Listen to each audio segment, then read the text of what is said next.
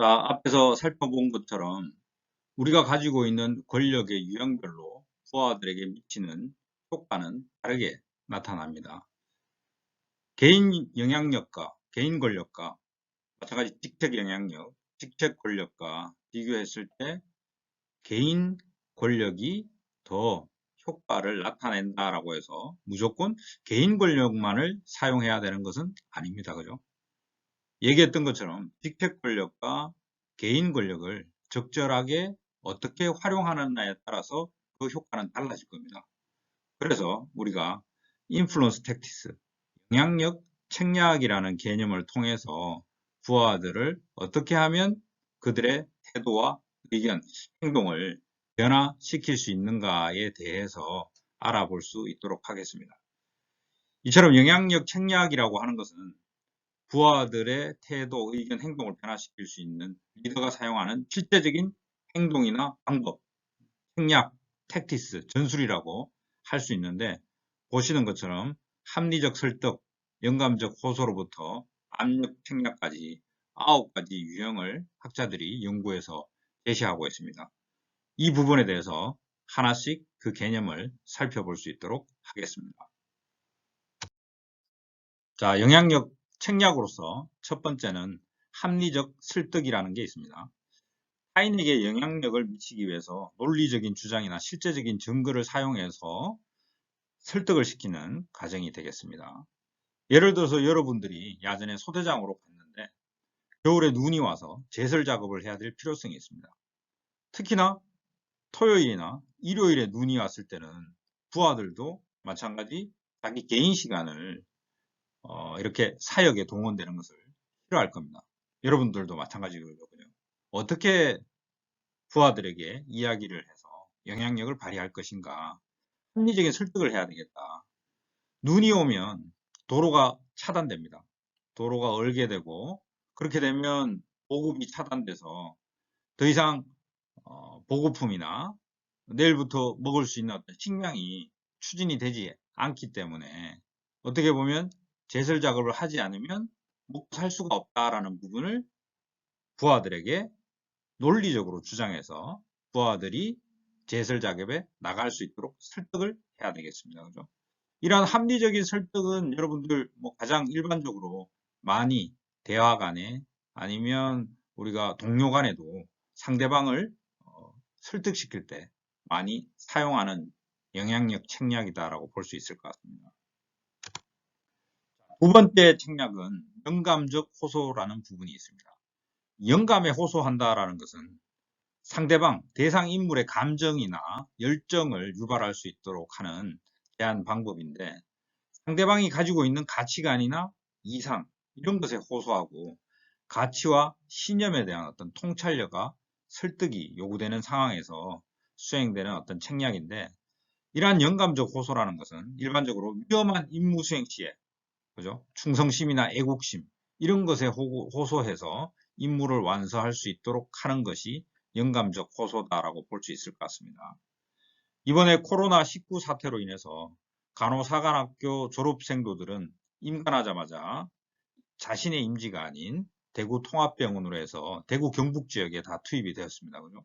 이러한 위험한 임무를 수행할 때에는 이러한 영감적 호소를 통해서 부하들에게 제시를 했을 때 부하들이 더 설득적으로 그러한 부분들을 이해하고 임무를 수행하지 않을까라고 생각할 수 있습니다. 세 번째 영향력 책략은 협의라는 게 있습니다. 자, 우리가 부하들한테 어떤 활동 계획에 참여하도록 요청한다.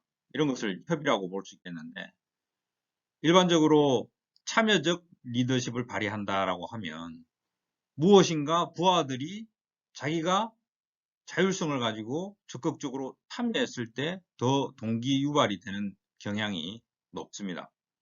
그래서 체력 향상 방안을 소대원들과 같이 토의해서 결정을 한다라고 하면 부하들은 같이 협의를 해서 결정을 한 사항이기 때문에 소대장의 일방적인 지시나 강제보다는 협의를 통했을 때 더 소대원들이 적극적으로 그 지시된 업무에 따르는 확률이 더 높아진다라고 볼 수 있습니다.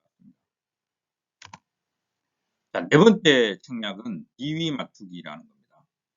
비위를 맞춘다는 것은 말 그대로 상대방에게 잘 보이기 위해서 뭔가 분위기를 조성하고 칭찬을 한다든지 호응을 한다든지 뭐 충성을 한다든지 잘 보이기 위해서 노력을 하는 것이 비위 맞추기다라고 볼 수 있을 것 같습니다. 그죠? 중대장이 소대장에게 야간 작업을 시켜야 된다. 뭐 추가적으로 중대장이 봉급을 더 줄 수 있는 것도 아니고 이럴 때는 어떻게 하겠습니까? 소대장을 칭찬하고 격려 이런 것들을 통해서 어느 정도 소대장의 비위를 맞추는 전략을 통해서 소대장이 야간 작업을 할 수 있도록 만들 수 있겠습니다. 이런 비위 맞추기는 뭐 상급자가 하급자에게도 하지만 일반적으로 아래 방향에서 위로 그죠? 하급자가 상급자에게 비위 맞추기라는 책략을 더 많이 활용한다라고 볼 수 있겠습니다. 네, 다섯 번째 책략은 교환이라는 게 있습니다. exchange한다.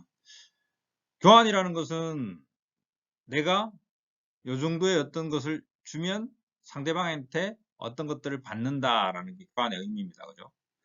상대방에게 영향력을 미치기 위해서 내가 부하에게 이러이러한 것들을 주겠다. 그랬을 때 너희들은 이런 것을 나에게 달라라고 요구하는 게 교환이 되겠습니다. 그죠? 그래서 리더는 부하들에게 뭔가 보상, 포상 이런 것을 줄 수도 있고 존중, 배려 이런 것들을 통해서 부하들의 어떤 충성심과 같이 교환하는 것 이러한 영향력 책략을 우리가 교환이다라고 얘기를 합니다. 여섯 번째는 개인적 호소라는 영향력 책략이 있습니다. 개인적인 어떤 사적인 관계 예를 들어서 뭐 지연, 학연, 혈연 이런 관계를 통해 가지고 상대방에게 요청을 들어주도록 호소하는 것. 이게 개인적인 호소가 되겠습니다. 그죠? 그래서 우리는 일반적으로 나와 같은 학교 출신이다. 내지는 나와 같은 신분을 가지고 있다. 이런 같은 것에 많이 끌리는 경향이 있습니다. 그죠? 이러한 개인적인 관계를 이용해서 어려운 부탁을 들어줄 수 있도록 하는 것. 이게 개인적인 호소가 되겠습니다. 자, 일곱 번째 책략으로 연립 책략이라는 게 있습니다. 연립은 말 그대로 나 혼자서 하는 것이 아니고 관련 있는 많은 사람들이 모여가지고 대상 인물에게 영향을 미치기 위해서 타인의 지지나 도움 이런 것들을 단체로 얻는 방법을 연립 책략이다라고 얘기를 하겠습니다. 우리가 도움 배려 용사를 관리할 때 이 도움 배려 용사와 관련된 모든 사람들이 모여서 분대장, 부분대장, 뭐 관련 종교의 목사님이나 뭐 법사님, 그 다음에 부모님, 군의관 이런 모든 사람들이 모여서 연립을 통해 가지고 그 사람들을 돕기 위해서 단체로 영향력을 발휘하는 것. 이것이 바로 연립 책략이다라고 보시면 되겠습니다. 자, 이번에는 일곱 번째 책략입니다. 일곱 번째는 합법화 책략이라고 얘기하는데 우리가 직책 권력에서 합법적 권력이라는 게 있다고 그랬습니다. 그죠? 그러한 합법성에 기반을 두고 조직에서 보편적으로 이용하는 영향력 책략이 되겠는데 리더가 가지고 있는 직책에서의 지위나 권한을 기초로 해서 어떤 요구를 할 때 발생하는 것이 바로 합법화 책략이다라고 할 수 있을 것 같습니다. 중대장이 소대장에게 소대원들의 체력 수준을 향상시킬 것을 요구한다. 이것은 당연히 중대장으로서 부하들에게 당연히 합법적으로 지시할 수 있는, 요구할 수 있는 사항이 되겠습니다. 그죠? 그래서 이러한 것을 합법화 책략이다라고 얘기를 할 수 있겠습니다. 마지막으로 압력 책략이라는 게 있습니다. 말 그대로 대상 인물에게, 부하들에게 위협이나 끊임없이 독촉을 통해서 영향력을 미치는 게 되겠습니다. 이러한 압력 책략은 주로 강제 권력이 동원이 되겠죠. 직책 권력 중에 강제 권력을 활용해가지고 부하들에게 휴가 제한이라든지 영창, 과 같은 징계 처리를 통해서 부하들이 영향력을 행사하도록 하는 내용이 되겠습니다. 영창 제도는 지금 없어진 거 알고 계시죠? 그죠? 영창 대신 요즘은 아마 봉급 감소시키는 감봉 제도를 많이 활용을 하면 효과가 있다라고 판단이 되겠습니다. 자, 이러한 영향력 책략에 대해서 9가지에 대해서 같이 살펴봤습니다.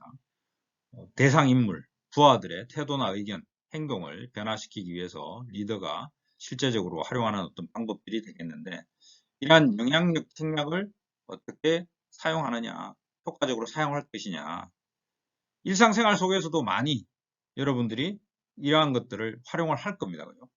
부모님에게도 이런 영향력 책략을 활용해서 용돈을 더 많이 얻어낼 수도 있을 것이고, 동기들에게 내가 요구하는 것을 동기들이 들어주기를 바랄 때 수평적인 관계에서도 이러한 영향력 책략은 활용을 합니다. 우리가 리더십에서는 주로 상급자가 하급자에게 행하는 영향력 책략으로 생각을 할 수 있겠지만, 하급자도 마찬가지 상급자에게 이러한 영향력 책략을 활용해서 자신의 영향력을 미치기 위해서 이러한 방법들을 활용을 한다라고 볼 수 있겠습니다.